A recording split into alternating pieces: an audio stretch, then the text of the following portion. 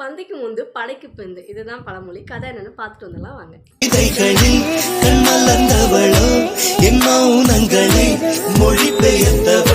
அழகான கிராமத்துல வீரன் அப்படின்னு சொல்லிட்டு ஒரு வாலிபன் வாழ்ந்துட்டு வராரு.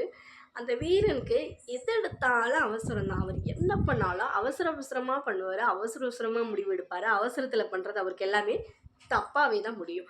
இதனால அவங்க ஊரில் எல்லாரும் சொல்லுவாங்க, வீரன் எதுக்கும் அவசரப்படாத, பொறுமையாயிருன்னு சொல்லுவாங்க. ஆனால் அவர் கேட்கவே மாட்டார், எல்லாத்துலேயுமே அவசரம் தான் படுவார். இப்படி போயிட்டுருக்கையில் அவங்க ஊரில் ஒரு பெரிய திருவிழா வருது. அந்த திருவிழாவில் எல்லாருமே வந்துட்டு சொந்த பக்கத்தில் உள்ளவங்க, சொந்த ஊரில் உள்ளவங்க, சொந்தக்காரங்க எல்லாரும் வருவாங்க. பக்கத்தில் உள்ள நிறைய கிராமத்தில் இருந்து வயதானவங்கள் முதற்கொண்டு சிறு வயது குழந்தை முதற்கொண்டு அந்த கிராமத்துக்கு கூட்டமாக குடும்பமாக வந்து அந்த கோவிலை வந்து தரிசனம் பண்ணிட்டு போவாங்க.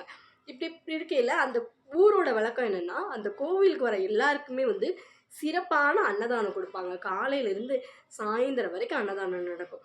இப்படி நடக்கும்போது வீரன் வந்து அந்த ஊர்க்காரன் அப்படிங்கிறதுனால அங்கே உள்ள ஊர் தலைவர் சொல்லுவார், ஊருக்கு வர எல்லாருக்கும் நம்ம வந்து முன்னுரிமை கொடுக்கணும், நம்ம வந்து பின்னாடி நின்னாலும் அது தப்பே இல்லை, ஊருக்கு வர எல்லாருக்கும் எல்லா உதவியும் பண்ணி கொடுக்கணும், எல்லாரும் வந்து சாப்பிட்டு போகணும், வர்றவங்களுக்கு எந்த ஒரு இடையூறும் இல்லாமல் நம்ம தான் வந்து முன்னாடி நின்று பார்த்துக்கணும், ஏன்னா இது நம்ம ஊர் திருவிழா அப்படின்னு சொல்லி அறிக்கையெல்லாம் விடுறாரு.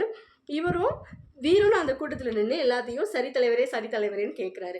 கேட்டுட்டு இப்படி திருவிழாவும் வந்துருச்சு. அந்த அன்னதான கூட்டத்தில் வீரன் என்ன பண்ணுறாரு அப்படின்னா, பந்திக்கு ஆளாக ஓடி போய் சாப்பிட்டுட்டு இருக்காரு. அப்போ அங்கே உள்ளவங்க சொல்கிறாங்க, நீ வாலிப பையன் தான், கொஞ்சம் நேரம் கழித்து சாப்பிடு, பெரியவங்க இருக்காங்க, குழந்தைங்க இருக்காங்க அப்படின்னு சொல்லிட்டு.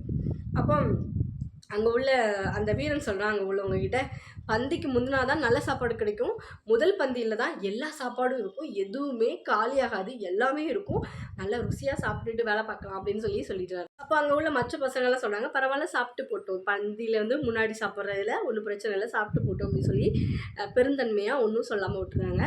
சாயந்தரம் வந்து பாடல் நிகழ்ச்சி நடக்குது. அந்த நிகழ்ச்சியில் வந்து பயங்கரமான சண்டை வந்துருச்சு.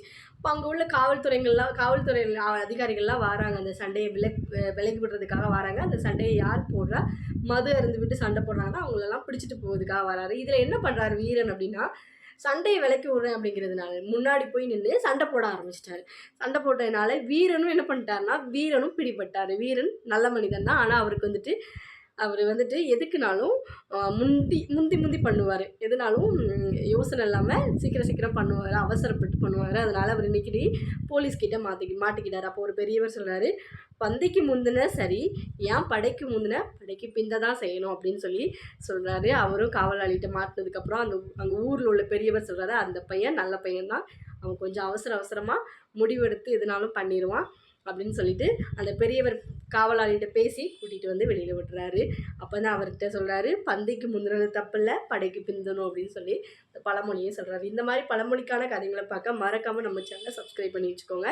அடுத்து ஒரு பழமொழியோடைய ஒரு கதையில் பார்க்கலாம்.